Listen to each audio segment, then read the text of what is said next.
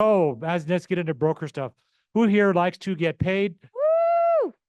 Okay, so I have to ask hard questions. I prepped her in advance. Stacy, what is the title company's responsibility regarding a REPC? To follow REPC. Wow, perfect answer. That wasn't set up or staged or anything, guys. So this should be a section that you all know in the REPC. Now I know, please don't try and read it here. I've blown it up in a second. In section 4.3, it talks about how you get paid as an agent. When you look at this, there's a really important little thing. I have to find this over here. If no box is checked, because you put in here, I'm going to check, I want dollars or I want a percentage as a checkbox over here. If you don't check the box, guess what? You don't get paid. May I encourage you to please check the box? This came from St. George in their newsletter. I'm a member of the board down in Washington County, but they had someone that was sitting at title and their agent was excited because it said 3% in section 4.3. The box wasn't checked. Title has to follow the instructions in the purchase agreement. Agent did not get paid. There's 3%. And do you care how much the house was? It really doesn't matter. Yeah, Amber.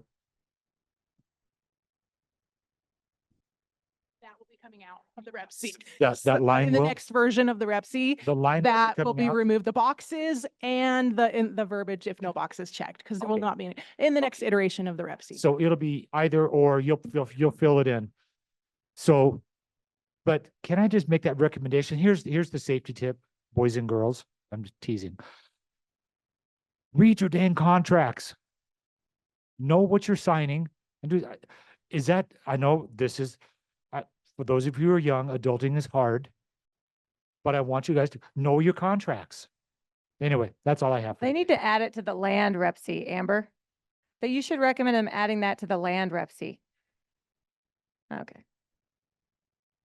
Okay, that's all I got. I wanted to make it exciting. Super exciting. Thanks, Dean. All right, give it up for Shoni. Thank you, sir. Hunter, will you refresh the slides, please? Today's an important day, isn't it? It's a great day. What is today? Huh? Guy Fawkes, what is Guy Fawkes? Oh, election day. Guy Fawkes, I never heard that term before. I thought it was just Taco Tuesday. All right. Now, the reality is that there's so much that's going on in the world today, and I think everybody can feel like the air is kind of thick, right? And if nothing more, what I think is important is for us to really get, raise your hand if you were in the retreat last week, the goal setting retreat that we hosted. Awesome. So some of you heard some of these ideas, but it's the reality that when there is uncertainty without, we have to focus on creating certainty within. And as we step into 2025, if I could give you one piece of advice, it would be that you want to focus on your values, your visions, your beliefs, and kind of forget the noise. Now, we still have to be aware of it. We still have to be able to navigate our household, but what's most important is that we're taking care of our own mindset, that we are creating our own certainty, because the reality is, I promise you, no matter how many times I trust that this is a very important election that's going on, but I also know, at least in my lifetime, I'm not too old, but I remember also when the world was supposed to end in, was it 2000 or 2001? 2000? Oh, funny enough, you all remember that. You've got to ask Hunter that question. You know, I was a little kid still. I was only 10 years old, but the reality is I've had many instances like that. COVID, all of us, that one's pretty recent, right? Where people have felt like the world was going to end. This is one of those scenarios. I promise it's not. Yes, some interesting things might happen in the next couple of years, but at the same time, the world's not going to end. And so we just need to make sure that we're focused on what matters most for our families and for ourselves. And so we're going to have a little conversation about this today. Johnny and I went on a little retreat this past week and a half. We went to Dubai and India. Yeah, Hunter corrected me last couple weeks ago because I was like, I'm going to go out of town for a couple days. He's like, out of town? You mean out of the country? Yeah, about 50 hours of flights between all countries. So, which is not my favorite thing to sit on a plane that long. But it was a really beautiful experience. And we are going to save some of these ideas and thoughts for next month. Johnny and I are going to co-host a team meeting, and we're going to go through a deep dive of our top takeaways and principles from that experience. But I want to just give you one thought from today that I took away from it all. And it's this idea of contrast and how important this is. And contrast, I believe, is a great teacher. This idea that contrast is life's greatest teacher. It's in the moments of darkness that we learn to appreciate the light. Without the lows, the highs lose their meaning. Embrace contrast. It sharpens your vision, deepens your gratitude, and fuels your growth. Has anybody been to Dubai before? Okay. I highly recommend you put it on your bucket list. My wife and I went there in 2017. It was one of our first kind of out of the country experiences. And at that time, I kind of clarified that this was like my favorite place to travel to. We've done Philippines, Thailand, Sweden, a lot of places in Europe. And by far, this is still my favorite places. I've gone back. I can reconfirm it is one of the most up to speed and forward kind of futuristic places that you can go to. And it's really cool to see the technology, how they run their government, even though it is kind of a dictatorship. You actually would not think it is that way. It is cool how diverse it is, people from all over the world that live there, and just a really cool dynamic culture. And we started off, our event was actually in Abu Dhabi, which is about 45 minutes outside of Dubai. And Tony, this is the Burj Khalifa, which is the tallest building in the world. That's kind of a snapshot from it from the top. These buildings are like skyscrapers in New York, just for perspective. So like they're massive buildings. The Burj Khalifa is almost twice the size of the Empire State Building. And so just a crazy feat for people to build. And they talk us through some of the logistics that went into completing this building. It has essentially the enough concrete where it's equal to the equivalent of 150,000 elephants amount of concrete supporting the structure or the base of this building. And one of the things that was interesting, so Tony had us, this is a Tony Robbins event, just for clarity. And he put us in this hotel. It's one of the most expensive hotels in the world. It was $4 billion. And they serve food with gold cutlery, like actual gold cutlery. And this was actually created initially, it was $2 billion to build. It was actually kind of a meeting house for their royalty. They have this event roughly every 12 years. They built it just to have those meetings. And then they said, you know what, when it's not being used, we should kind of multi-purpose this building. And so they added a $2 billion hotel extension to the building. And then this is one of their grand mosques that we went and seen as well. And just a really cool experience to see what's possible. Now, halfway through the event, Tony decides to fly us to India. Have any of you been to India? Okay, so there's a place called Varanasi in India, a specific location. And this is one of the oldest documented inhabited cities in the world. So they can trace back people living there for over 3,000 years. And this is something you can go look up. It's really interesting, but they call it the eternal flames. So these fires here are actually, it's a cremation site. And they burn bodies 24/7, and they have not let the fire go out for over 3,000 years.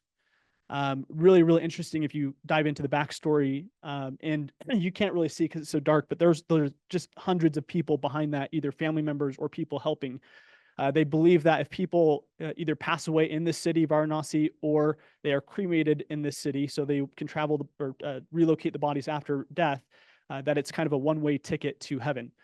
And so just a really interesting and honestly, a really cool spiritual experience. And but on top of this, it's actually one of the poorest locations in the world as well. And these are just some snapshots that I took as we're driving from the hotel or from the airport to our hotel. It was about 45 minutes of what looked like to me like almost like a war zone. Not a single house was fully complete. Everything was just kind of rubble like this. People all sitting out on side. You see kids that don't have clothes or just don't have shoes, and they're walking across dirty grounds. And ultimately, and then this was the view from my hotel room. Okay. And this was 45 minutes. It's not like this is just one little small location. It was 45 minutes straight of this kind of experience. And what Tony was really trying to highlight is the importance of realizing two things. You would not be able to tell from these photos that these people were deeply and immensely happy. You saw kids running down the street, again, not having much at all, still happy, playing and having a great time. And then you had amazing hospitality from all the people that we met there as well. And he wanted to show us the contrast that you can be in Dubai in this beautiful, elegant, amazing place, and you can be in one of the poorest locations of the world and still find happy people on both sides. And so the reality in the Western culture in the US is that money, right, is the ultimate goal, and that somehow that buys happiness. And if you run into people that have money, you can find a lot of happy or unhappy people that have great amounts of money, right? And so we have to realize that happiness is an internal job, and that also happiness is not the goal, but it is the way. And so as I want to step into 2025, I want you to walk into it with a set of principles, with a set of ideas that can help you to not only have more happiness, but also have more fulfillment and more success in your lives and your businesses going into it. And so we're going to watch a video. We may speed it up just for time's sake, but there are 10 principles that I want you guys to take hold of. Has anybody read this book? Make your bed? Okay, awesome. So this book has an outline of amazing perspectives on some very, very simple strategies that you can deploy that can change your life. And you don't have to do all of them. If you just do a few of them, you're going to see a magnificent impact on the quality of life. And we're actually going to watch the author. This is a former Navy SEAL and admiral. And he talks about this is a speech that he gave, and he goes through and breaks down those 10 principles. So it's about 15 to 20 minutes long. We're going to put it on 1.25 speed hunter and just jot down the 10 principles that he shares that can help you to live a more successful life in 2025. And then we'll talk about them right after.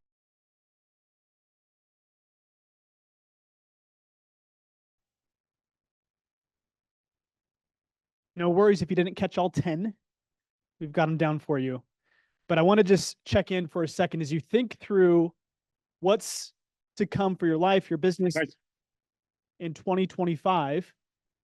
Which of these principles stood out to you as Admiral Williams went through these different pieces? What were some things that stood out to you? Yeah. I'll pass this to you so people back can hear it. I wrote down, find someone to paddle with you. Why was that important to you, Stacy? Well, because I think you can find yourself lonely and uninspired and unmotivated when you don't have someone else helping you,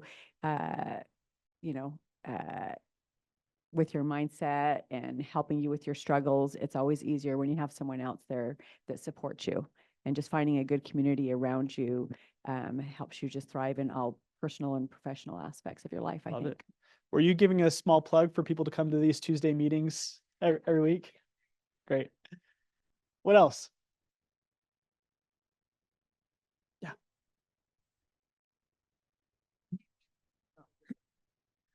If you want to change the world, get over being a sugar cookie and keep moving forward. So I am obsessed with being proactive and trying to ensure that I have a plan for everything and I'm prepared and I work hard enough to make sure everyone I touch is successful as well, because I've helped. But I'm getting slapped in the face left and right, realizing I can do everything I want and I'm still going to be a sugar cookie sometimes. Just got to keep moving forward, right? Regardless. Love it. Let's get one or two more. Okay, fine. I'll go. I don't really want to share this, but the one that stuck out to me was to be your best in your darkest moments. And I have a brother-in-law that's battling liver cancer, and then they're farmers in Idaho. They run this massive production, and we found out 6 or 7 months ago that he has liver cancer. It's not good. And anyway, and so his oldest is the oldest grandkid. He's 28. He's married with a baby that we're all obsessed with, and he lives right next to my sister up in Idaho and my brother-in-law that's battling the cancer. And they are, anyway, we always like tease them, like, you feed America, because they literally feed America. That's this massive farm. And 2 weeks ago, my nephew, was greasing the beet digger, and his hand got caught in the beet digger.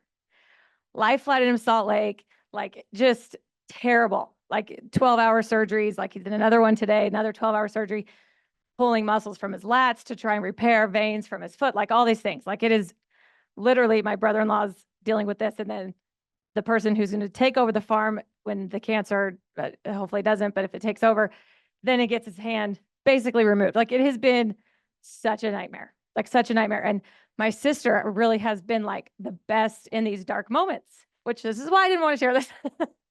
But she really has been like super inspiring to me. Like in your darkest moments, like, what are you going to do? Like, how are you going to continue to change the world? Or are you going to just back down? And so it's been wild to see, but that really did hit me, that in her darkest moments, these are literally have been terrible, terrible moments. She has really like risen to the occasion and stayed strong. Anybody else want to go? Selena, thank you for sharing Of that. course. Yeah. Yeah, I think it's also so important to realize, like, two things. One, we can be a support for people that are going through dark moments. You got to be aware and realize when people are going through challenges and try to support as much as possible. And then likely in your lifetime, this is just the reality of life, that you're going to have a dark moment, like, and that's different for everybody. I like to think this idea that life is perfectly hard for each individual. And so you can't really say, well, somebody has a harder or worse off experience compared to somebody else. It's perfectly hard. The reality is, though, everybody will get hit with hard times. And so you've got to be ready for that in your darkest moment and be able to be as strong as possible, especially for the people that are around you, because you don't know who else that impacts in a positive way by you just being strong. So thank you for sharing that. Let's get one more. Yeah, Kendrick. Well, I think that's a perfect example of the last one, which is don't ever ring that bell. And I think in the part of the industry we've seen, especially recently, one of the things I keep telling myself is just show up every day. Don't ring the bell. Just keep going. Yeah. Yeah. And this is one of those industries where it's a silent bell, but it gets rung a lot, right? With people transitioning out of this space. And so be one of those that bulletproofs their business, bulletproofs their life. And these 10 principles, I do believe, can help you actually make more money in 2025, but also do it in a way where you're more fulfilled, you're more happy at the end of the process as well. So those are some simple principles rolling into 2025. We've got some stacked team meetings. I know we haven't thrown out the exact logistics of them all for the rest of this month, but you want to be locked in. So please be here for the next couple of Tuesdays. We'll go through, I think, the 17th of December, I think it is. We have our famous talent show. Who participated in that last year? Anybody in this room? Jake, I know Jake did. Yep. Kendrick, you were in it. And so we will be running that back. I know Jeanette's got a pretty cool performance that she's going to put on for us. And yeah, so be here 11 a.m. every Tuesday, not next week, but the following. I'm going to be doing our business summit. And that's something we usually haven't done in a team meeting setting, but it is going to be extended. So 11 to 1, plan on it being a 2-hour segment. But we are going to go deep on your business plan for 2025. And you're going to go into December having full clarity around what you're focused on, what your targets are, and then also a simple roadmap to be able to attack those goals for the new year. Cool. Okay. Enjoy lunch. Thank you all. Have a great day.